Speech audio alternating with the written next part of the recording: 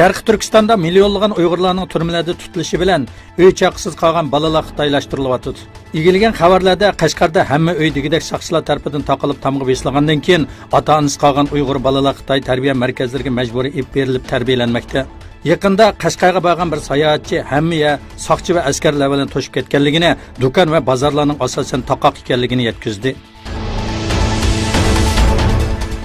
Bangladesh xalqi Sharqi Turkistondagi Xitoy zulmlariga qarshi cho'ng ko'lamli namoyish o'tkazdi. Xitoyning Sharqi Turkistondagi inson qalbidan chiqqan zulmlarga va 3 million kishining Xitoy lagerlarida tutuqlanganligiga qarshi norozilik bildirdi. Namoyish Bangladeshning Islomiy Andolon tashkilotining boshchiligida poytaxt Dhakada o'tkazildi. Erkin Asiyaning xabariga asoslanganda 10 sentyabr kuni kishilik huquqni ko'zatish tashkiloti zo'r hajmdagi maxsus dokladini e'lon qilib, lagerlarning ikki qismidagi ahvollar, uningda ko'zlanayotgan mudda va boshqa masalalar haqida tafsiliy ma'lumotlar berdi.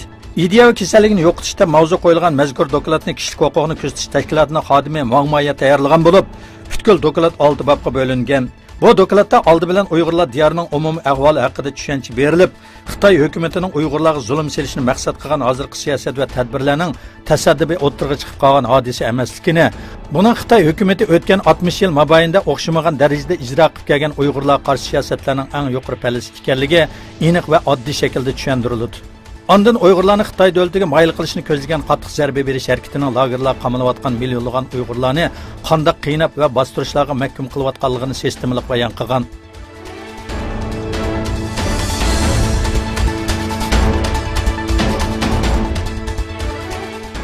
Avstraliya dengiz armiyasi dengiz yo'li bilan Gaza to'sig'iga 7-chi qatim bosib kirgan falastinliklarga o'q chiqarib hamda yosh oqquzish bombasi etib to'sdi. Avstraliya askarlarining harakatida bir muxbirni o'z ichiga olgan 49 falastinlik yaralandi.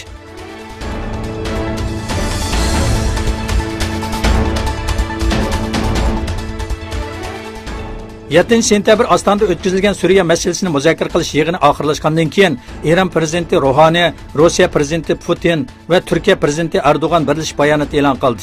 Bayonotda 3 davlat Suriya davlatining asosiy huquqi, mustaqilligi, birligini va davlat tuprog'ining butunligiga shundaqla Birlashgan Davlatlar qonuniga bo'ysunishga nihoyat keskinlik bilan davomli kuch chiqarganligini, barliq taraflarning bu prinsiplarga hurmat qilish kerakligini ta'kidladi.